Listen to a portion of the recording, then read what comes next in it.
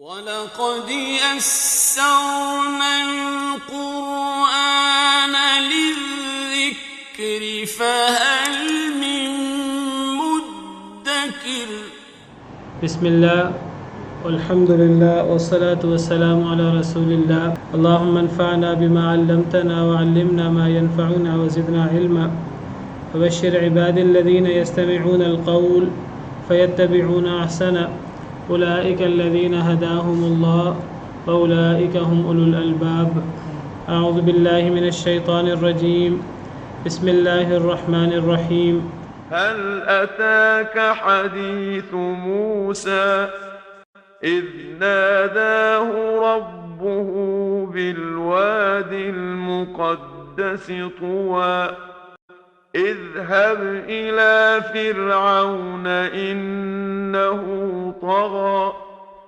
فقل هل لك إلى أن تزكى وأهديك إلى ربك فتخشى فأراه الآية الكبرى فكذب وعصى ثم أدبر يسعى فحشر فنادى فقال أنا ربكم الأعلى فأخذه الله نكال الآخرة والأولى إن في ذلك لعبرة لمن يخشى اعوذ باللہ من الشیطان الرجیم بسم اللہ الرحمن الرحیم هل اتاک حدیث موسیٰ کیا آئی ہے آپ کے پاس بات موسیٰ علیہ السلام کی؟ کیا آپ کو موسیٰ علیہ السلام کا قصہ، موسیٰ علیہ السلام کا واقعہ آپ تک پہنچا ہے؟ سورت کے شروع میں پچھلی آیات میں اللہ رب العالمین نے قیامت کا ذکر فرمایا ہے، اور جو لوگ قیامت کا انکار کرتے ہیں کہ جب ہم مر جائیں گے اور ہم مٹی میں مل جائیں گے، ہماری ہڈیاں بھی بوسیدہ ہو جائیں گی، تو پھر ہمیں کون زندہ کرے گا؟ یہ تو زندہ ہونا بڑی دور کی بات ہے، یہ تو ناممکن ہے۔ تو جو لوگ اس قسم کے اعتراضات کرتے ہیں، مرنے کے بعد کی زندگی کو ناممکن بتاتے ہیں، اللہ رب العالمین کی قدرت پر اعتراض کرتے ہیں، تو اللہ رب العالمین نے ان کا مقام بیان کیا ہے پچھلی آیات میں کہ جب قیامت قائم ہوگی تو پھر ایسے لوگ جو ہیں وہ اللہ رب العالمین کے سامنے کھڑے ہوں گے قیامت کے دن، اور بڑے خوف زدہ ہوں گے، دل ان کے ڈر رہے ہوں گے، آنکھیں ان کی جھکی ہوں گی۔ تو اللہ رب العالمین نے قیامت کے دن کی ان کی کیفیت بیان فرمائی ہے، اور پھر اللہ رب العالمین سیدنا موسیٰ علیہ السلام کا اور فرعون کا قصہ بیان فرما رہے ہیں، اور اس سے قریش مکہ کو یہ بتانا مقصود ہے، یہ عبرت دلانا مقصود ہے کہ اگر تم نہیں مانو گے نبی کریم صلی اللہ علیہ وسلم کی بات، قرآن کریم کی بات، تو تمہارے پاس جتنے بھی دنیاوی وسائل ہوں، اقتدار ہو، مال و دولت ہو، دنیا کی نعمتیں ہوں، تو تم سے زیادہ نعمتیں فرعون کے پاس تھی، اور فرعون وہ مصر کا بادشاہ تھا جو اس دور کی سب سے بڑی تہذیب تھی۔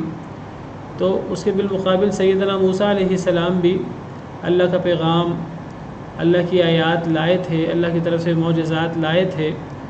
تو فرعون نے ان کا انکار کیا اور فرعون نے تکبر کیا۔ تو جب فرعون جو دنیاوی نعمتوں میں، اقتدار میں قریش مکہ سے بہت آگے تھا، تو جب فرعون نے انکار کیا اللہ کی آیات کا، تو اللہ نے فرعون کو عبرت کا نشان بنا دیا۔ تو اے قریش، اگر تم انکار کرو گے، تم نہیں بات مانو گے، تو اللہ تعالیٰ تمہیں بھی عبرت کا نشان بنا دیں گے۔ تو یہاں اللہ تعالیٰ سیدنا موسیٰ علیہ السلام کو اور فرعون کا قصہ بیان فرما رہے ہیں۔ حل اتاک حدیث موسیٰ، کیا آئی ہے آپ کے پاس بات موسیٰ علیہ السلام کی؟ کیا موسیٰ علیہ السلام کا قصہ آپ تک پہنچ چکا ہے؟ ویسے تو یہ قصے جو قرآن کریم میں موجود ہیں، عرب لوگوں کے اندر یہ موجود تھے، قرآن اترنے سے پہلے بھی پچھلی کتابوں میں موجود تھے، تورات، انجیل میں تو، لیکن وہ جو قصے موجود تھے ان قصوں کے اندر لوگوں نے کمی بیشی کر لی تھی، اپنی طرف سے اضافے کر لیے تھے، تو اللہ تعالیٰ وہ قصے پھر بالکل صحت کے ساتھ کمی بیشی کے بغیر اللہ تعالیٰ جو ہیں وہ بیان فرما رہے ہیں بالکل حق پر۔ اور ان قصوں سے مقصود یہ ہے کہ لوگ عبرت حاصل کریں کہ جب پچھلی قوموں کو اللہ تعالیٰ نے دنیاوی نعمتیں دی تھیں، جب انہوں نے اللہ اور اللہ کے رسول کے وعدوں پر یقین نہ کیا، وہ لوگ دنیا آخرت میں تباہ و برباد ہوئے، تو پھر قریش بھی تباہ و برباد ہو جائیں گے۔ قصوں سے یہ بتانا مقصود ہوتا ہے کہ قصے صرف کہانیاں نہیں ہیں، جس طرح قریش مکہ ان کو پہلے لوگوں کی کہانیاں کہتے تھے، اساطیر الاولین کہتے تھے، یہ اساطیر الاولین نہیں ہے، ان کے اندر بہت بڑا مقصد ہے۔ لقد کان فی قصصہم عبرۃ لأولی الالباب، اللہ فرماتے ہیں ان قصوں میں عبرت ہے عقل مندوں کے لیے۔ حل اتاک حدیث موسیٰ، کیا آئی ہے آپ کے پاس بات موسیٰ علیہ السلام کی؟ اذ ناداہ ربہ، جب پکارا ان کو ربہ ان کے رب نے، اللہ رب العالمین نے، بالواد المقدس طویٰ، مقدس وادی طویٰ میں۔ موسیٰ علیہ السلام کو اللہ تعالیٰ نے مقدس وادی طویٰ میں پکارا تھا۔ جب حضرت موسیٰ علیہ السلام مصر سے آ رہے تھے تو پھر جب انہوں نے وہاں، وہ ایک نیک آدمی، بعض مفسرین کے مطابق حضرت شعیب علیہ السلام تھے، تو جب انہوں نے ان کی بیٹی سے شادی کی اور 10 سال ان کی خدمت کی، مزدوری کی، اور پھر 10 سال گزرنے کے بعد وہ واپس مصر کی طرف آ رہے تھے تو رستے میں انہیں روشنی نظر آئی تھی۔ اذ رأى نارا فقال لأهلهم كثوا انی آنست نارا لعلی آتیکم منها بقبس، انہوں نے آگ دیکھی تھی تو بڑی سردی تھی اور بڑی اندھیری رات تھی، تو وہ اپنے گھر والوں سے کہنے لگے، اپنی بیوی سے کہنے لگے کہ تم یہیں ٹھہرو، میں وہ آگ لے کر آتا ہوں، اس آگ سے ہم روشنی بھی حاصل کریں گے اور ہم گرمی بھی حاصل کریں گے، اور رستہ جو ہم بھول گئے ہیں اور رستہ بھی پوچھ لیں گے وہاں لوگوں سے۔ تو وہ اصل میں آگ نہیں تھی، وہ اصل میں نور تھا۔ تو جب وہاں پہنچے حضرت موسیٰ علیہ السلام تو پھر انہیں آواز سنائی دی اللہ رب العالمین کی درخت سے۔ تو جس وادی میں اس وقت حضرت موسیٰ علیہ السلام موجود تھے تو وہ مقدس وادی تھی، اس وادی کا نام طویٰ تھا۔ تو اس مقدس وادی میں اللہ رب العالمین نے حضرت موسیٰ علیہ السلام کو پکارا، یعنی گویا کہ اللہ تعالیٰ نے حضرت موسیٰ علیہ السلام کو وحی فرمائی، جو پہلی وحی تھی حضرت موسیٰ علیہ السلام کو، اور وہ نبی بنے، تو یہ وحی ڈائریکٹ تھی، فرشتے کے واسطے کے بغیر تھی، اور اللہ رب العالمین نے آواز لگائی، حضرت موسیٰ علیہ السلام کو آواز آئی، تو یہ حجاب کے پیچھے سے حضرت موسیٰ علیہ السلام سے تکلم تھا، جو اللہ تعالیٰ نے حضرت موسیٰ علیہ السلام سے تکلم فرمایا، جیسے اللہ کی شان کو لائق ہے۔ حضرت موسیٰ علیہ السلام کو درخت میں سے آواز آئی، جس طرح قرآن کریم میں دیگر مقامات پر اللہ تعالیٰ نے اس کی وضاحت فرمائی ہے۔ سورہ قصص میں یہ قصہ تفصیل سے ذکر ہوا ہے، تو اللہ فرماتے ہیں فَلَمَّا قَضَىٰ مُوسَى الْأَجَلَ وَسَارَ بِأَهْلِهِ آنَسَ مِن جَانِبِ الطُّورِ نَارًا، سورہ قصص آیت نمبر 29۔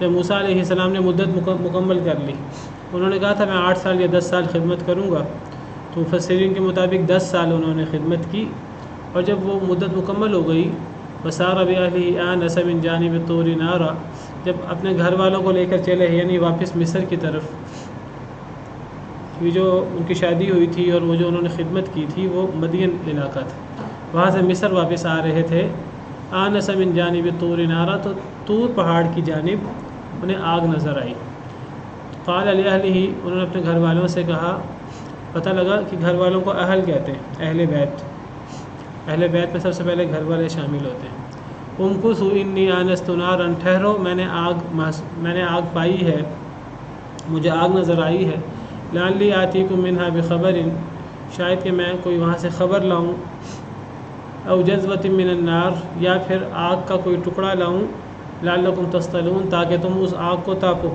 سخت سردی بھی تھی تو دور سے آگ نظر آئی، محسوس ہوا آگ ہے، تو کہنے لگے کہ میں آگ لاتا ہوں، تو اندھیرا بھی تھا، اس آگ سے روشنی بھی ہوگی، اس آگ سے گرمائش بھی حاصل ہوگی، اور کوئی وہاں سے خبر بھی ملے گی رستے کی، ہم رستہ بھی بھول گئے ہیں۔ فلما اتاہا، جب وہ اس جو دور سے ان کو آگ نظر آ رہی تھی، جب وہ اس کے پاس آئے تو اب یہ طور پہاڑ کی سائڈ پہ یہ وادی تھی، اور اس بڑی مقدس وادی، اور اس وادی کا نام طوا تھا۔ نودی من شاطئ الوادی الایمن، تو ان کو اس وادی کے دائیں جانب سے ان کو پکارا گیا، فی البقعۃ المبارکتی، اس بابرکت جگہ میں۔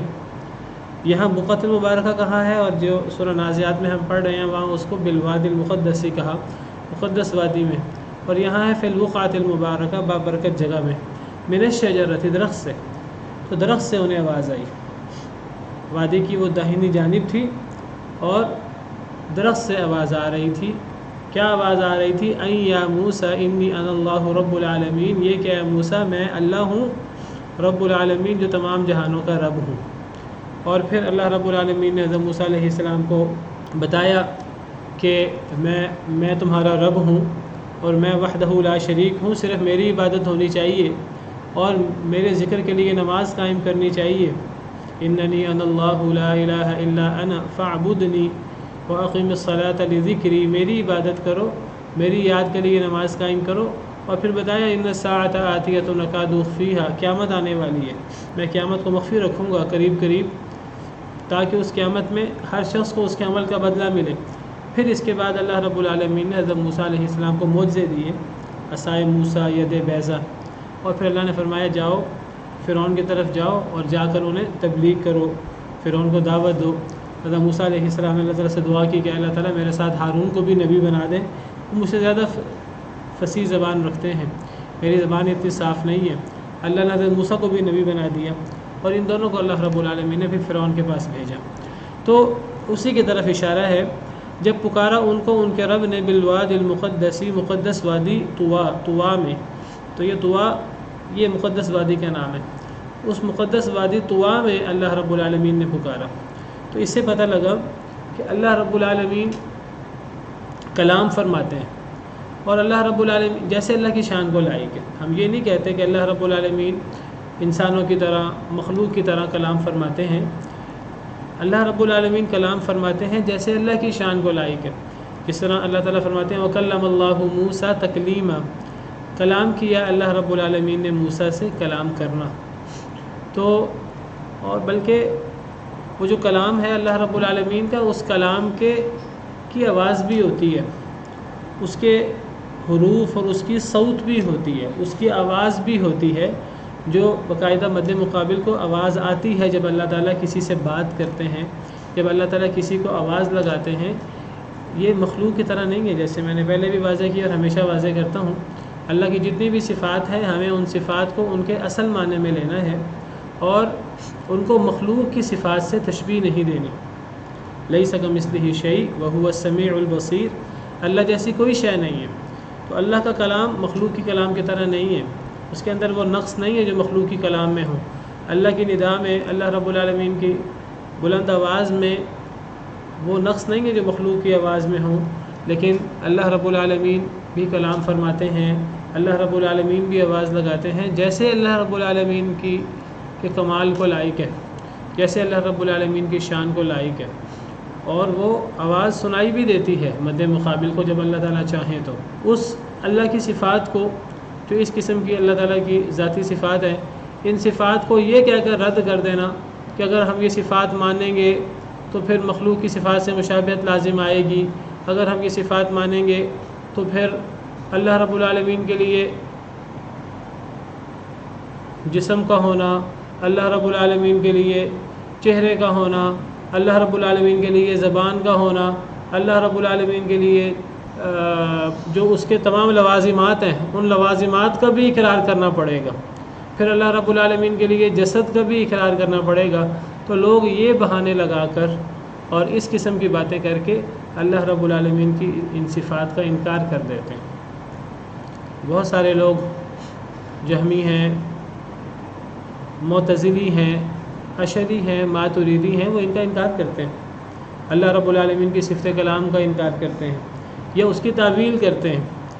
کبھی کہتے ہیں اللہ رب العالمین کا کلام، بعض تو اللہ رب العالمین کا کلام مانتے ہی نہیں، بعض مانتے ہیں تو وہ کہتے ہیں وہ کلام نفسی ہوتا ہے، اس کی آواز نہیں ہوتی، وہ بس دل ہی دل میں، وہ اندر ہی اندر لوگوں کو سنائی دے دیتا ہے، لوگوں کے دل تک پہنچ جاتا ہے، اس کی آواز نہیں ہوتی، اور عجیب و غریب فلسفے لوگوں نے بیان کیے ہیں اس بارے میں۔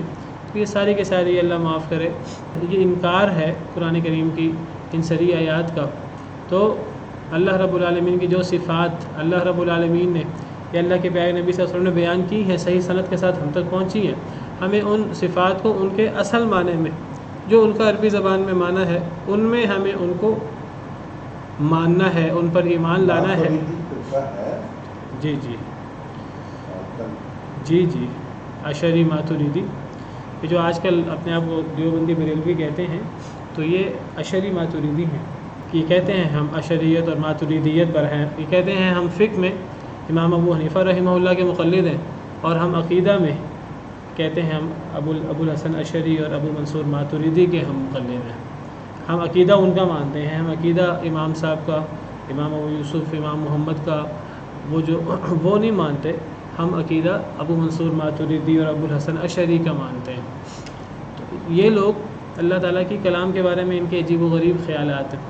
اللہ رب العالمین کی صفت ید، اور اللہ رب العالمین کی مبارک آنکھیں، اور اللہ رب العالمین کی پنڈلی، اور اللہ رب العالمین کے قدم، اور اللہ رب العالمین کی مبارک انگلیاں، اور جو اس قسم کی صفات ہیں جو اللہ رب العالمین کی ذاتی صفات ہیں، یا جو اس کے علاوہ اللہ رب العالمین کی صفات قرآن کریم میں ہے، اللہ محبت کرتے ہیں، اللہ غصہ کرتے ہیں، اور جو اس قسم کی صفات ہیں ان صفات کا بھی انکار کرتے ہیں۔ کہتے ہیں کہ اگر اللہ کے لیے ہم نے صفت محبت، صفت رحمت مان لی، تو صفت محبت اور صفت رحمت کے اندر کئی دفعہ نقص بھی آ جاتا ہے۔ انسان جب کسی سے محبت کرتا ہے تو انسان بعض دفعہ کسی کی محبت کے اندر غلوب میں چلا جاتا ہے۔ تو ہم ان سے کہتے ہیں کہ بھئی جب انسان یہ کام کرتا ہے تو انسان کے اندر کوئی کمی کوتاہی آتی ہے۔ یہ صفات، جب انسان کسی سے غصہ کرتا ہے تو غصے میں بعض دفعہ آگ بگولا ہو جاتا ہے، کنٹرول سے باہر ہو جاتا ہے، تو یہ صفات تو ناقص انسان کی ہیں۔ اس کا مطلب یہ کہاں سے ہوا کہ جب اللہ رحمت کریں گے اور جب اللہ محبت کریں گے اور جب اللہ کسی پر غضب کریں گے تو اللہ بھی آؤٹ آف کنٹرول ہو جائیں گے؟ یہ آپ نے کہاں سے نکال لیا؟ اللہ بھی غصہ کرتے ہیں، قرآن کریم میں ہے الم تر الی الذین تولوا قوما غضب اللہ علیہم، اللہ نے ان پر غصہ کیا، تو اللہ غصہ کرتے ہیں۔ اور قرآن کریم میں ہے کہ اللہ رب العالمین محبت فرماتے ہیں، ان اللہ یحب المحسنین ان اللہ یحب المتقین، اور اللہ رب العالمین کی رحمت بڑی وسیع ہے، اللہ رب العالمین رحم فرمانے والے ہیں، رحمان ہیں، رحیم ہیں۔ تو یہ سارے لوگ جو ہیں اللہ کی ان صفات کی تعویل کرتے ہیں، ان کا انکار کرتے ہیں، اور ان کے عجیب و غریب معنی کرتے ہیں تعویل کر کے۔ تو اللہ تعالیٰ کی جو صفات اللہ تعالیٰ نے بیان فرمائی قرآن میں یا احادیث مبارکہ میں نبی صلی اللہ علیہ وسلم نے بیان فرمائی، خواہ وہ اللہ کی ذاتی صفات ہوں، جیسے یہ مبارک چہرہ ہے اللہ رب العالمین کا، اللہ رب العالمین کی مبارک آنکھیں ہیں، اللہ رب العالمین کے ہاتھ ہیں، انگلیاں ہیں، اور اس قسم کی چیزیں، اور اللہ رب العالمین کی صفت کلام ہے، اور اللہ رب العالمین کی صفت ندا ہے۔ تو اس کا وہی معنی ہے جو عربی زبان میں ان کا معنی ہوتا ہے۔ اس کی تعویل کرنا گویا کہ آپ اس کی تعویل کر دیں، اس کے اصل معنی سے اس کو نکال کر کوئی اور معنی بیان کر دیں کہ جی ہاتھوں سے مراد قوت ہے، ہاتھ مراد نہیں ہے، فلاں چیز سے مراد فلاں چیز ہے، فلاں چیز سے مراد فلاں چیز ہے۔ اللہ تعالیٰ عرش پہ مستوی ہیں، مستوی کا مطلب بلند ہونا ہوتا نہیں جی، مستوی سے مراد یہاں قبضہ مراد ہے، یہاں قدرت مراد ہے، تو یہاں استوا استولا کے معنی میں ہے۔ تو اس قسم کی تعویل کرنا یہ تحقیق تحریف ہے۔ یہ جو ان کا اصل معنی ہے، اصل معنی کے بجائے کوئی اور معنی بیان کر دیتے ہیں اور کہتے ہیں اصل معنی اگر مانیں گے تو یہ چیز لازم آئے گی، یہ خرابی لازم آئے گی، یہ خرابی لازم آئے گی، اللہ رب العالمین کے مخلوق کے مشابہ ہونا لازم آئے گا۔ تو اللہ رب العالمین کا ان صفات کو اپنے اصل معنی میں ماننے سے مخلوق کے مشابہ ہونا لازم نہیں آتا۔ آپ بس یہ بات کہیں کہ ہم کیفیت کا انکار کرتے ہیں، ہم کیفیت کی بات نہیں کرتے کہ اس کی کیفیت کیا ہے، اس کی تفصیل کیا ہے۔ جس کی تفصیل اللہ نے بیان کر دی وہ ہم مانتے ہیں، جس کی تفصیل اللہ اور اللہ کے رسول نے بیان نہیں کی ہم اس کی تفصیل میں نہیں جاتے۔ امام مالک سے سوال ہوا صفت استوا کے بارے میں، اللہ عرش پہ مستوی ہیں۔ امام مالک نے فرمایا جو استوا کا معنی ہے وہ معلوم ہے، استوا کا معنی جو عربی زبان میں وہی کریں گے، استوا کا معنی میں تحریف نہیں کریں گے کہ جی استولا، غلبہ اس سے مراد ہے۔ استوا کا مطلب استوا ہے، بلند ہونا، اور کیفیت مجہول ہے کہ اللہ عرش پہ بلند ہے، عرش کے اوپر ہے، کیسے ہے کیفیت کا ہمیں نہیں پتہ کیونکہ اللہ نے بیان نہیں فرمائی۔ جب اللہ نے نہیں بیان فرمائی تو والسؤال عنہ بدعہ، اس کے بارے میں سوال کرنا بدعت ہے، والایمان بہ واجب، لیکن ایمان لانا ضروری ہے کیونکہ اللہ نے قرآن کریم میں فرما دی ہے۔ تو اسی طرح یہ صفات ہے، صفت کلام ہو، صفت ندا ہو، تو ندا آواز لگانے کو کہتے ہیں جو بلند آواز ہوتی ہے، جس کے اندر جس کی باقاعدہ آواز سنائی دیتی ہے مد مقابل کو، جس کے حروف ہوتے ہیں، جس کی صوت ہوتی ہے، اس کو ندا کہتے ہیں۔ تو اللہ رب العالمین کی بھی صفت ہے، اللہ رب العالمین بھی ندا لگاتے ہیں، اللہ رب العالمین کی آواز بھی سنائی دیتی ہے دوسروں کو، فرشتوں کو اللہ تعالیٰ ندا لگاتے ہیں، قیامت کے دن اللہ تعالیٰ ندا لگائیں گے، قرآن کریم میں کئی جگہ پر ہے وَيَوْمَ يُنَادِيهِمْ فَيَقُولُ مَاذَا أَجَبْتُمُ الْمُرْسَلِينَ، قرآن کریم میں قیامت کے دن اللہ ندا لگائیں گے، اللہ لوگوں سے پوچھیں گے تم نے رسولوں کو کیا جواب دیا، اور قرآن کریم میں کئی مقامات پر۔ تو اللہ نے حضرت موسیٰ علیہ السلام کو آواز لگائی اور حضرت موسیٰ علیہ السلام کو آواز آئی۔ یہ آواز لگانا، پکارنا، کلام فرمانا، یہ اللہ رب العالمین کی صفت ہے، اور یہ ایسے ہے جیسے اللہ کی شان کو لائق ہے، ہم اس کو اس کے حقیقی معنی میں مانتے ہیں، اور ہم کہتے ہیں یہ ایسے جیسے اللہ کی شان کو لائق ہے، یہ مخلوق کی صفات کے مشابہ نہیں ہے، اس کے اندر کوئی نقص نہیں ہے۔ اور اس کے بارے میں سوالات کر کے، فلسفے کر کے، الٹے سیدھے سوالات کر کے اس کا انکار کرنے کی کوشش کرنا کہ جی اگر اللہ تعالیٰ کی صفت استوا مانیں گے، اگر ہم یہ مانیں اللہ تعالیٰ عرش پہ مستوی ہے تو یہ بتاؤ کہ جب عرش نہیں تھا تو اللہ تعالیٰ کہاں تھے؟ بھئی اس سوال کا کیا مقصد ہے؟ کوئی مقصد نہیں ہے۔ اگر اللہ رب العالمین عرش پہ مستوی ہے تو گویا کہ عرش نے اللہ رب العالمین کو گھیرا ہوا ہے، بھئی اس سوال کا کیا تک ہے؟ اس سوال کی بحث میں آپ کیوں پڑھتے ہیں؟ جب اللہ نے فرمایا الرحمن علی العرش استویٰ، رحمان عرش پہ مستوی ہے تو اس کو مان لیں، اگر مگر اور کیوں کیا کیسے کے بغیر اس کو مان لیں۔ اللہ رب العالمین عرش پہ مستوی ہے، اور استوا کا معنی بلند ہونا ہوتا ہے، جو عربی زبان میں اس کا اصل معنی ہے اس کی تحریف کرنا، اس کی تعویل کرنا، گویا کہ اس کا انکار کرنا ہے۔ تو کیفیت بیان نہ کرے، مخلوق سے اس کو تشبیہ نہ دیں، لیکن جو اصل معنی ہے اس کا وہ مانیں اور اس پر ایمان لائیں، یہی اللہ رب العالمین پر ایمان لانے کا تقاضا ہے۔ جی سمیع اور بصیر کو جہمی اور معتزلی نہیں مانتے۔ اصل میں ایک ہے جہمیہ اور معتزلہ، یہ لوگ اللہ کی تمام صفات کا انکار کرتے ہیں۔ یہ جو اشعری اور ماتریدی ہیں یہ اللہ کی 7 صفات کو مانتے ہیں، کہتے ہیں وہ صفات جو عقلاً ثابت ہیں، جس کا عقل انکار نہیں کر سکتی، تو وہ کہتے ہیں ان 7 صفات کو ہم مانتے ہیں، باقی صفاتوں کی تعویل کرتے ہیں۔ تو ان 7 صفات میں سماعت اور بصارت ہے، اس کو مانتے ہیں۔ ہم کہتے ہیں جب ہم ان اشعری اور ماتریدی لوگوں سے کہتے ہیں جب آپ 7 صفات کو مانتے ہیں تو جو آپ کا موقف ہے باقی صفات کا انکار کرنے میں کہ جی باقی صفات مانیں گے تو مخلوق کے ساتھ مشابہت لازم آئے گی، تو ان 7 میں بھی تو مشابہت لازم آ سکتی ہے۔ اگر صفت رحمت اور صفت غضب اور ید اور آواز اور کلام اور ان چیزوں میں اگر جو ہے وہ مخلوق کے ساتھ مشابہت لازم آتی ہے تو سماعت اور بصارت میں مشابہت کیوں نہیں لازم آتی؟ وہ کہتے ہیں نہیں یہ صفات تو عقلاً ثابت ہیں، یہ تو اللہ کا وجود تو ہے، اللہ کے وجود کا انکار تو کوئی بھی نہیں کرتا۔ جب اللہ کا وجود ہے تو کچھ چیزیں ہیں جو وجود کا لازمہ ہوتی ہیں تو وہ عقلاً ثابت ہیں، ان کا انکار نہیں کیا جا سکتا۔ وہ کہتے ہیں 7 صفات کا انکار نہیں ہو سکتا، ہاں باقی صفات کی ہم تعویل کریں گے کیونکہ اگر ان کو مانیں تو پھر مخلوق کے ساتھ مشابہت لازم آتی ہے۔ ہم ان سے کہتے ہیں کہ ان 7 پھر جو آپ کا موقف ہے اس موقف کے مطابق تو ان 7 میں بھی مشابہت لازم آتی ہے۔ تو جو آپ کا یہاں جواب ہے کہ نہیں یہاں مشابہت نہیں ہے، یہ صفات جیسے اللہ کی شان کو لائق ہیں اور مخلوق کی صفات وہ مخلوق کے مطابق ہیں، اشعری ماتریدی وہاں ان 7 صفات میں وہ جواب دیتے ہیں۔ ہم ان سے کہتے ہیں جب آپ 7 صفات میں یہ جواب دیتے ہیں تو باقی صفات میں بھی آپ یہی جواب دے دیں۔ تو بہرحال وہ لوگ یہ ندا اور اشعری جہمی معتزلی تو سب صفات کا انکار کرتے ہیں، اشعری ماتریدی 7 صفات کا اقرار کرتے ہیں، باقی صفات کا انکار کرتے ہیں۔ تو جب پکارا ان کو ان کے رب نے بالواد المقدس طوا، مقدس وادی طوا میں، تو اللہ رب العالمین نے حضرت موسیٰ علیہ السلام کو پکارا پردے کے پیچھے سے. حضرت موسیٰ علیہ السلام کو آواز آئی درخت کے اندر سے. اللہ رب العالمین آمنے سامنے نہیں پکارا، پردے کے پیچھے سے پکارا.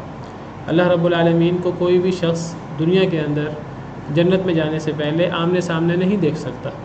اللہ کو دیکھنا ممکن نہیں ہے سر کی آنکھوں سے جاگتے ہوئے، ممکن نہیں ہے. اللہ کلام فرماتے ہیں جس کو اللہ رب العالمین نے یہ شرف بخشنا ہو، اور اللہ رب العالمین نے سیدنا موسیٰ علیہ السلام کو یہ شرف بخشا ہے. کیا فرمایا اللہ نے حضرت موسیٰ علیہ السلام سے؟ اذهب الى فرعون انه طغى، جاؤ فرعون کی طرف، بے شک وہ سرکش ہو گیا ہے، وہ حد سے بڑھ گیا ہے اپنی سرکشی میں، اپنے کفر میں، اللہ کی نافرمانی میں، تکبر میں، وہ بہت آگے بڑھ گیا ہے. جاؤ اس کے پاس جاؤ. فقل، بس کہو، حل لکا، کیا ہے تیرے لیے، الی ان تزکا، یہ کہ تو پاک ہو جائے. کیا تو پاک ہونا چاہتا ہے؟ تجھے پاک ہونا چاہیے. کیا تجھے کوئی خواہش ہے کہ تو پاک ہو جائے؟ تو یہ تکبر اور یہ شرک اور یہ اللہ کی نافرمانی، یہ جو بڑی بڑی بیماریاں ہیں، دلی بیماریاں، کیا تو ان بیماریوں سے اپنے آپ کو پاک نہیں کرنا چاہتا؟ کیا تو پاک نہیں ہونا چاہتا؟ وَأَهْدِيَكَ، اور میں رہنمائی کروں تیری. اے موسیٰ جاؤ، جا کر فرعون سے کہو کیا تو پاک ہونا چاہتا ہے، اور فرعون سے کہو میں تیری رہنمائی کروں، میں تجھے راہ دکھلاؤں، اِلیٰ ربک، تیرے رب کی طرف، فتخشیٰ، پس تو ڈر جائے. کیا تو چاہتا ہے کہ میں تجھے تیرے رب کی عبادت کی طرف تیری رہنمائی کر سکتا ہوں؟ تو اللہ کو کیسے راضی کرے، تو اللہ کے سامنے کیسے جھکے، تو اللہ کے سامنے بندگی کا اظہار کیسے کرے. میں تجھے رہنمائی کر سکتا ہوں، اور میں رہنمائی کروں تیری، میں ہدایت دوں تجھے، یعنی میں تیری رہنمائی کروں اِلیٰ ربک، تیرے رب کی طرف، فتخشیٰ، پس تو ڈر جائے. ہدایت کے دو معنی ہوتے ہیں. ایک ہدایت کا معنی ہوتا ہے کہ دل کو بدل دینا، باقاعدہ کسی شخص کو حق کی طرف ہدایت دے دینا، کسی شخص کا دل ہی موڑ لینا، کفر سے اس کا دل جو ہے وہ ایمان کی طرف لے آنا، شرک سے اس کا دل توحید کی طرف لے آنا. ایک ہدایت کا معنی یہ ہوتا ہے. اور ایک ہدایت کا معنی دل بدلنا نہیں ہوتا، لیکن ہدایت کا معنی ہوتا ہے کہ حق کی راہ کی طرف رہنمائی کرنا، حق بتانا. اور عام طور پر اس صورت میں ہدایت کے ساتھ الہ کا صلہ آتا ہے. الہ، میں رہنمائی کروں تیری. یہاں ہدایت سے مراد صحیح راہ بتانا ہے، رہنمائی کرنا ہے، راہ حق کی طرف دلالت کرنا ہے. تو اس صورت میں الہ آتا ہے عام طور پر. اور جب ہدایت سے مراد رہنمائی کرنا ہو، صحیح راہ بتانا ہو، تو پھر اس ہدایت کی نسبت مخلوق کی طرف بھی ہو سکتی ہے. مخلوق بھی کسی کو حق کی بات بتا سکتی ہے، کسی کو صحیح راہ بتا سکتی ہے، کسی کو اللہ کے بارے میں جو حق موقف ہے وہ بیان کر سکتی ہے. تو اس صورت میں ہدایت کی نسبت مخلوق کی طرف بھی ہو سکتی ہے. جیسے یہاں حضرت موسیٰ علیہ السلام اپنے بارے میں فرما رہے ہیں. اللہ فرما رہے ہیں اے موسیٰ جاؤ، جا کر فرعون سے کہو کہ میں، اگر تو چاہے کہ تو پاک ہو، اور اگر تو چاہتا ہے کہ تجھے ہدایت ملے، تو میں تجھے رہنمائی کر سکتا ہوں تیرے رب کی طرف.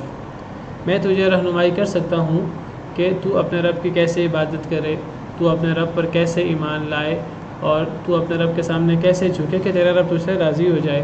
میں تیری رہنمائی کر سکتا ہوں. لیکن جب ہدایت سے مراد کسی کا دل بدلنا ہو، تو اس صورت میں پھر ہدایت کی نسبت صرف اللہ کی طرف ہو سکتی ہے، پھر یہ مخلوق کی طرف نہیں ہو سکتی. جس طرح قرآن میں ہے اِنَّكَ لَا تَهْدِي مَنْ أَحْبَبْتَ وَلَكِنَّ اللَّهَ يَهْدِي مَن يَشَاءُ. اے نبی صلی اللہ علیہ وسلم، جسے آپ پسند کریں آپ اسے ہدایت نہیں دے سکتے، ہاں اللہ جسے چاہے ہدایت دے دے. تو یہاں ہدایت سے مراد دل بدلنا ہے، کسی کا سینہ کھول کر اس کے سینے سے کفر اور شرک کا میل نکال کر، تنگیاں نکال کر اس کے سینے کو حق کے لیے کھول دینا، اسلام کے لیے کسی کے سینے کو کھول دینا. یہ کام اللہ کے علاوہ کوئی نہیں کر سکتا، یہ کام صرف اللہ کر سکتے ہیں۔ لیکن کسی کو حق بات دکھائی جا سکتی ہے، حق بات کی رہنمائی کی جا سکتی ہے، جس طرح نبی کریم صلی اللہ علیہ وسلم کے بارے میں قرآن کریم میں موجود ہے وَإِنَّكَ لَتَهْدِي إِلَىٰ صِرَاطٍ مُسْتَقِيمٍ، اے نبی صلی اللہ علیہ وسلم آپ لوگوں کی رہنمائی کرتے ہیں سیدھے رستے کی طرف۔ تو یہاں بھی الہ ہے، الہ، جب الہ آئے ہدایت کے بعد تو پھر وہ رہنمائی کرنے کے معنی میں ہوتا ہے۔ وَإِنَّكَ لَتَهْدِي إِلَىٰ صِرَاطٍ مُسْتَقِيمٍ صِرَاطِ اللَّهِ الَّذِي لَهُ مَا فِي السَّمَاوَاتِ وَمَا فِي الْأَرْضِ۔ تو یہاں وہی ہدایت مراد ہے۔ کیا تو چاہتا ہے کہ میں تیری رہنمائی کروں الی ربک، تیرے رب کی طرف، تیرے رب کی طرف یعنی الی عبادت ربک۔ امام ابن کثیر فرماتے ہیں کہ یہ محذوف ہے، یعنی گویا کہ اصل عبارت ہے کہ کیا تو چاہتا ہے کہ میں تیری رہنمائی کروں تیرے رب کی عبادت کی طرف، میں تجھے بتاؤں کہ تو رب کی کیسے عبادت کرے کہ اللہ راضی ہو۔ فتخشا، اگر میں تیرے رب کی عبادت کی طرف رہنمائی کروں گا تو اس سے تجھے کیا چیز حاصل ہوگی؟ تیرے اندر اللہ کا خوف پیدا ہو جائے گا، تو اللہ سے ڈر جائے گا۔ اللہ کا ڈر یہ اللہ کا بہت بڑا انعام ہے اپنے بندے پر۔ اگر اللہ تعالیٰ کسی بندے کے دل میں اپنا ڈر پیدا کر دے، اپنی خشیت پیدا کر دے، تقوی پیدا کر دے، اور اللہ تعالیٰ نے ہمیں عبادت کی جتنی بھی صورتیں بتائی ہیں، جو جو احکامات دیے ہیں، ان احکامات کا مقصد ہی یہ ہے کہ ہمارے اندر اللہ کا تقوی پیدا ہو جائے۔ اللہ کا سب سے بڑا حکم جو اللہ کو سب سے زیادہ پسند ہے وہ توحید ہے، اللہ وحدہ لا شریک کی عبادت، اور اللہ وحدہ لا شریک کی عبادت کا مقصد بھی اللہ کا ڈر پیدا کرنا ہے انسان کے دل میں۔ اور یہ ڈر حقیقی طور پہ تب پیدا ہوتا ہے جب ایک انسان اللہ رب العالمین کی وحدہ لا شریک کی عبادت کرتا ہے، ایک اللہ وحدہ لا شریک کی۔ اللہ تعالیٰ فرماتے ہیں قرآن کریم میں یا ایھا الناس اعبدوا ربکم الذی خلقکم والذین من قبلکم لعلکم تتقون، اے لوگو اپنے اس رب کی عبادت کرو جس نے تمہیں بھی پیدا کیا، تم سے پہلے لوگوں کو بھی پیدا کیا، اس اللہ وحدہ لا شریک کی عبادت کرو، کسی اور کی عبادت نہ کرو۔ اس صرف اللہ کی عبادت کرنے سے کیا ہوگا؟ لعلکم تتقون، تاکہ تم پرہیزگار بن جاؤ۔ یہاں بھی وہی بات ہے کہ میں تجھے ہدایت دوں تیرے رب کی طرف، یعنی تیرے رب کی عبادت کی طرف، اللہ وحدہ لا شریک کی تو عبادت کرے، میں تیری رہنمائی کرتا ہوں، تو اس سے تجھے فائدہ کیا ہوگا کہ تیرے اندر ڈر پیدا ہو جائے گا اللہ کا۔ اور اللہ کا ڈر یہ اللہ کا بہت بڑا انعام ہے، سب سے بڑا انعام ہے۔ جس بندے کے دل میں اللہ کا ڈر آ جاتا ہے تو آپ سمجھے وہ جنتی ہو جاتا ہے۔ وَأَمَّا مَنْ خَافَ مَقَامَ رَبِّهِ وَنَهَى النَّفْسَ عَنِ الْهَوَىٰ فَإِنَّ الْجَنَّةَ هِيَ الْمَأْوَىٰ، جنت اس کا ٹھکانہ بن جاتا ہے۔ وَلِمَنْ خَافَ مَقَامَ رَبِّهِ جَنَّتَانِ، جو اپنے رب کے سامنے کھڑا ہونے سے ڈرے تو اس کے لیے دو باغات ہیں۔ تو جنت میں جانے کے لیے یہ سب سے بنیادی اور سب سے عظیم عمل اللہ کا ڈر۔ اللہ کا ڈر ہم اپنے اندر خود پیدا نہیں کر سکتے، یہ اللہ کی طرف سے انعام ہوتا ہے کہ اللہ کسی کے دل میں اپنا ایسا ڈر پیدا کر دے کہ وہ ڈر انسان کو اللہ کے قریب کر دے، اللہ سے دور نہ کرے، وہ ڈر انسان کو اللہ کے قریب کر دے، اللہ سے جوڑ دے، اللہ کی نافرمانی سے انسان کو دور کر دے۔ تو یہ جب انسان اللہ رب العالمین کے احکامات پر عمل کرتا ہے، خاص طور پہ توحید پر، روزے کا مقصد بھی یہی ہے، یا ایھا الذین آمنوا کتب علیکم الصیام کما کتب علی الذین من قبلکم لعلکم تتقون، اس کا مقصد بھی اللہ کا تقوی ہے، عبادات کا مقصد بھی اللہ کا تقوی ہے، اور یہ جو ایمانیات کی چیزیں ہیں توحید اور اس قسم کی، یہ بھی اللہ کے تقوی کے لیے ہیں۔ تو میں تجھے ہدایت دوں تیرے رب کی طرف تو تیرے اندر ڈر پیدا ہو جائے اللہ کا۔ فَأَرَاهُ الْآيَةَ الْكُبْرَى، پس انہوں نے دکھائی اس کو، حضرت موسیٰ نے فرعون کو دکھائی الآیۃ الکبریٰ، بڑی نشانی۔ فرمایا فَأَرَاهُ الْآیَةَ الْكُبْرَى، پس دکھائی حضرت موسیٰ علیہ السلام نے اس کو، فرعون کو، الآیۃ الکبریٰ، بہت بڑی نشانی، بہت بڑی نشانی دکھائی، عصائے موسیٰ، ید بیضاء وغیرہ، بڑی بڑی نشانیاں دکھائیں، بڑے بڑے معجزے دکھائے۔ فَكَذَّبَ وَعَصَىٰ، پس اس نے جھٹلایا اور اس نے نافرمانی کی، اس نے ان معجزات کو جھٹلا دیا، حضرت موسیٰ علیہ السلام کو جھٹلا دیا، ان کو نبی ماننے سے انکار کر دیا، کہا کہ تم دونوں تو اس لیے آئے ہو تاکہ تم دونوں مصر پر قابض ہو جاؤ، تم دونوں تو اس لیے آئے ہو کہ تم چاہتے ہو کہ تم بادشاہ بن جاؤ، یہ سرزمین تمہاری ہو جائے۔ تو اس نے انکار کر دیا حضرت موسیٰ علیہ السلام کا، حضرت موسیٰ علیہ السلام کی دعوت کا، حضرت موسیٰ علیہ السلام کے معجزات کا۔ ہمیں قرآن کریم سے پتہ لگتا ہے کہ فرعون نے حضرت موسیٰ علیہ السلام کا انکار کیا تھا ظاہری طور پر، وہ دل سے حضرت موسیٰ علیہ السلام کی حقانیت کا قائل تھا۔ قرآن کریم کی آیات سے پتہ لگتا ہے، جس طرح سورہ نمل میں اللہ فرماتے ہیں فرعون اور فرعون کی قوم کے بارے میں وَجَحَدُوا بِهَا وَاسْتَيْقَنَتْهَا أَنفُسُهُمْ ظُلْمًا وَعُلُوًّا۔ نمل آیت نمبر 14 پیچھے ذکر ہے حضرت موسیٰ علیہ السلام اور حضرت موسیٰ علیہ السلام کے معجزات کا، پیچھے حضرت موسیٰ علیہ السلام کا ذکر ہے۔ یا موسیٰ اِنَّهُ أَنَا اللَّهُ الْعَزِيزُ الْحَكِيمُ آیت نمبر 9 میں، پھر 10، 11، پھر 12۔ یہ حضرت موسیٰ علیہ السلام کا جو ید بیضاء ہے وَأَدْخِلْ يَدَكَ فِي جَيْبِكَ، تو ان کو اللہ تعالیٰ نے معجزہ دیا عصا کا، اور پھر ید بیضاء کا ہاتھ ڈالتے تھے اپنے بغل میں تو ہاتھ روشن ہوتا تھا۔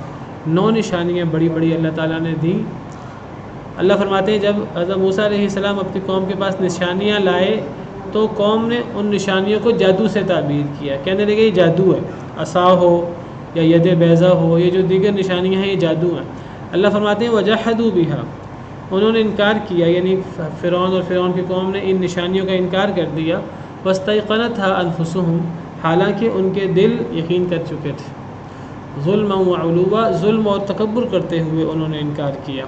مطلب یہ ہے کہ ان کے دل یقین کر چکے تھے کہ حضرت موسیٰ علیہ السلام اللہ کے نبی ہیں اور یہ معجزہ ہے، کیونکہ شروع میں تو انہوں نے کہا کہ یہ جادو ہے۔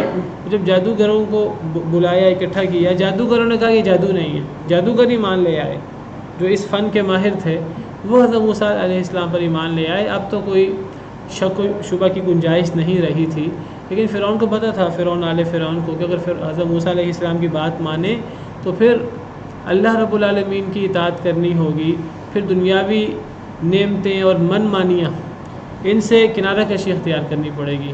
وہ اس پر تیار نہیں تھے، تو دل سے وہ یقین کر چکے تھے لیکن انہوں نے ظاہراً انکار کیا۔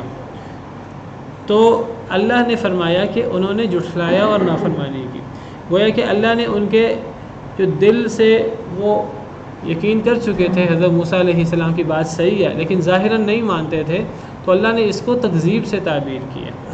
اس سے پتہ لگا کہ صرف دل کا اقرار اور صرف دل کے اندر کسی چیز کو حق مان لینا یہ کافی نہیں ہوتا۔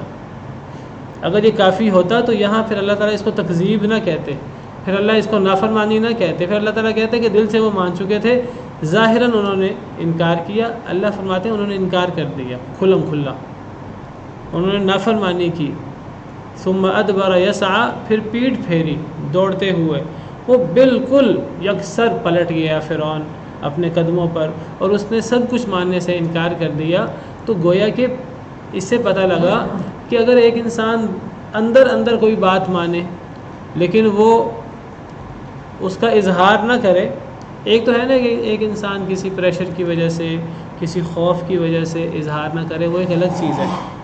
خوف کی حالت میں اگر انسان کے منہ سے کوئی کلمہ کفر نکل جائے تو اللہ تعالیٰ فرماتے ہیں کہ یہ مجبوری میں اس کو کفر نہیں سمجھا جائے گا۔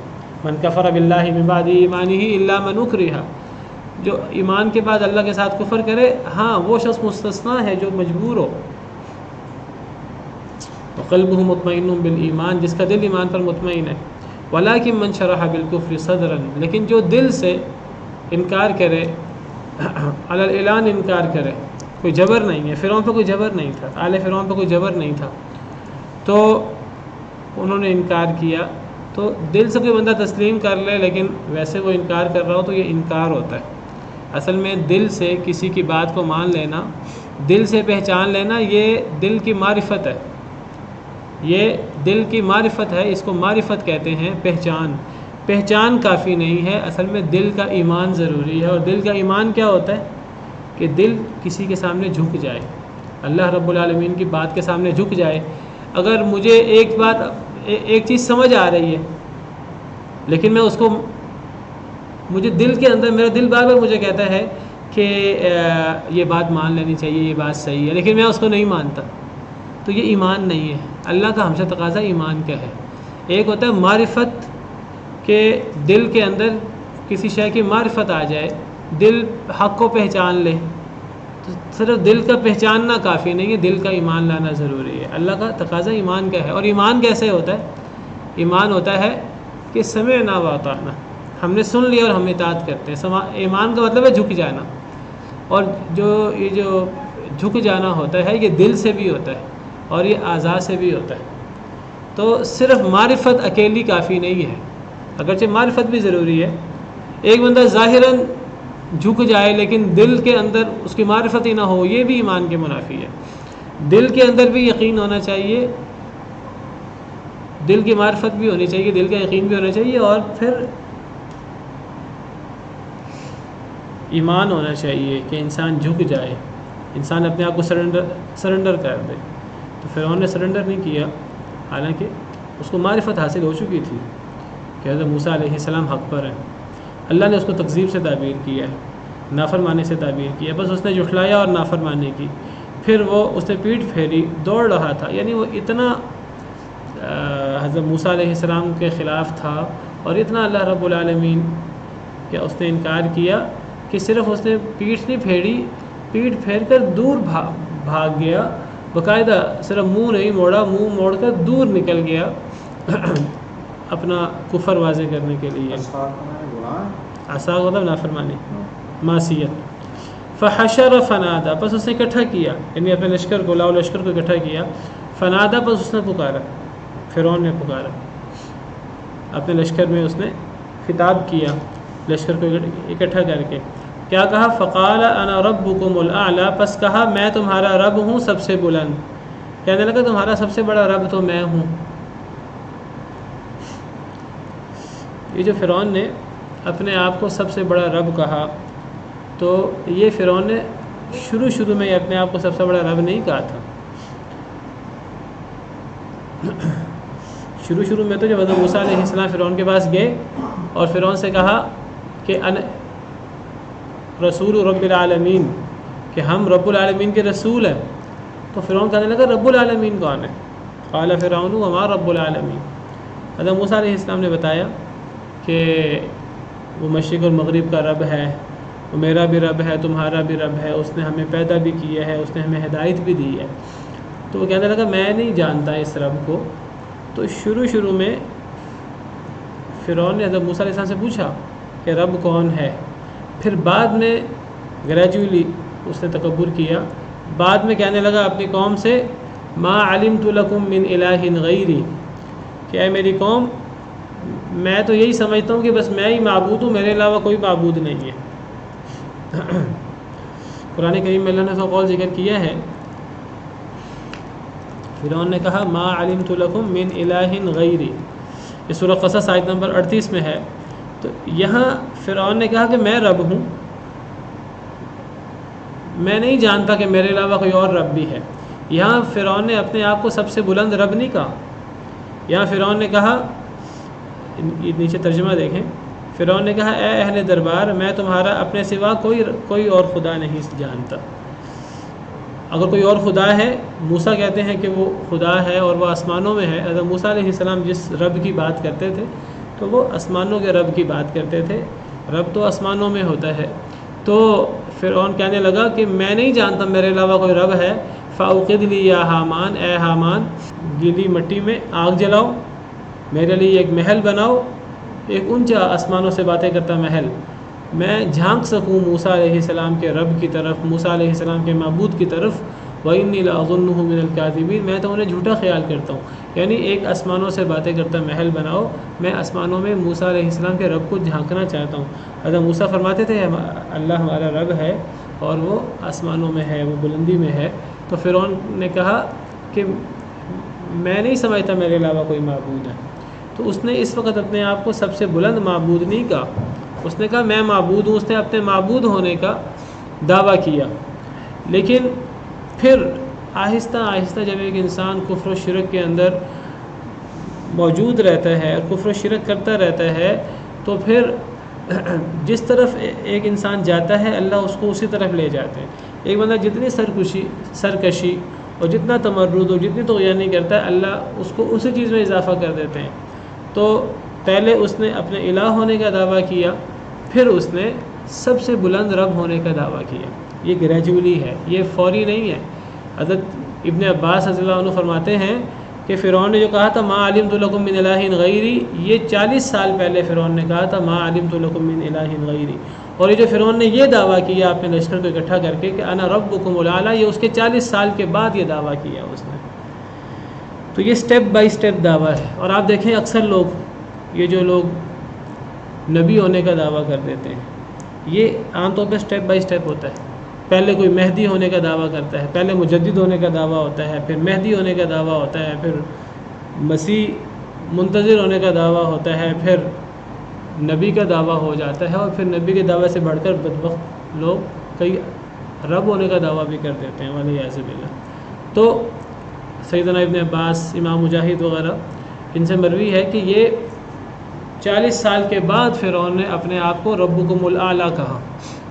پہلے وہ اپنے آپ کو رب اس نے کہا اور کہا کہ میں ہی رب ہوں، کوئی اور رب نہیں ہے۔ بعد میں کہنے لگا اگر کوئی اور معبود بھی ہے تو میں سب سے بلند تو میں ہوں، سب سے بڑا تو میں ہوں۔ جب ایک انسان سرکشی کرتا ہے، تکبر کرتا ہے، تو پھر آہستہ آہستہ وہ اپنے تمرد اور سرکشی میں اتنا آگے بڑھ جاتا ہے۔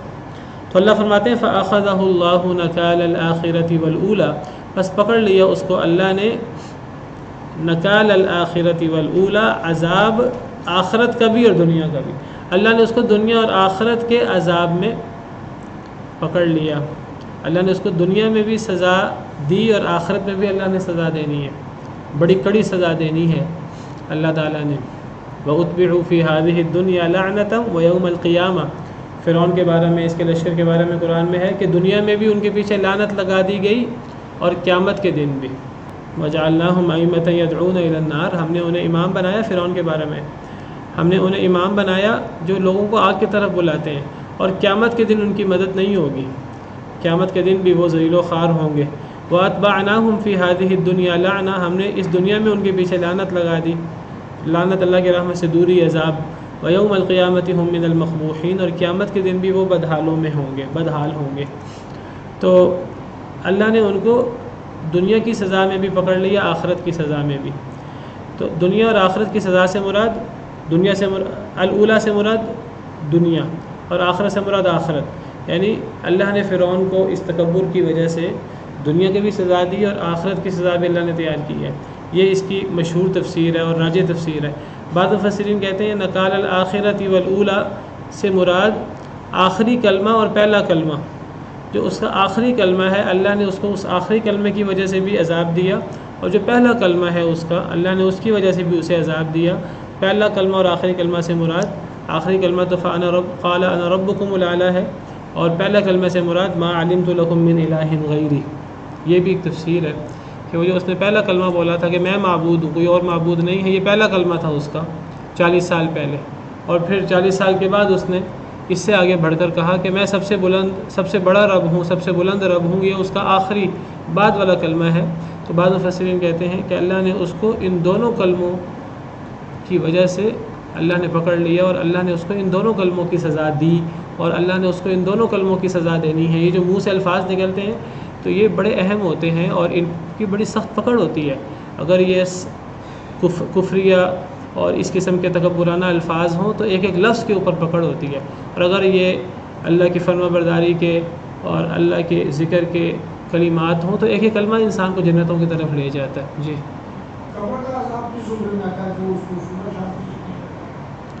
وہ آخرت کے عذاب میں آتا ہے کیونکہ وہ آخرت کی پہلی منزل ہے، لیکن وہ تھوڑا ہے، پھر آہستہ آہستہ قیامت کے دن وہ سخت عذاب ہو جائے گا۔ تو اللہ فرماتے ہیں ان فی ذلک لعبرۃ لمن یخشی، بے شک اس میں البتہ عبرت ہے اس شخص کے لیے جو ڈرے۔ یہاں بھی ڈرنے کی بات ہے، جو بندہ ڈرتا ہے تو اس شخص کو عبرت حاصل ہوتی ہے ان قصوں سے، فرعون کے قصے سے۔ تو قریش مکہ کو خطاب ہے کہ قریش مکہ جو ہیں وہ تمرد اور طغیانی اور تکبر نہ کریں، بلکہ فرعون کی طرح وہ تکبر نہ کریں، بلکہ وہ عبرت حاصل کریں پرانے قصوں سے، فرعون کے قصے سے۔ تو عبرت حاصل کر کے وہ اللہ رب العالمین کے نبی صلی اللہ علیہ وسلم کے وعدوں پر ایمان لے آئیں، قرآن اور حدیث کو مان لیں اور آخرت کو تسلیم کر لیں اور نبی کریم صلی اللہ علیہ وسلم پر ایمان لے آئیں۔ سبحان ربک رب العزت عما یصفون وسلام علی المرسلین والحمد للہ رب العالمین۔ في رحبه تحلو الحياة شوقا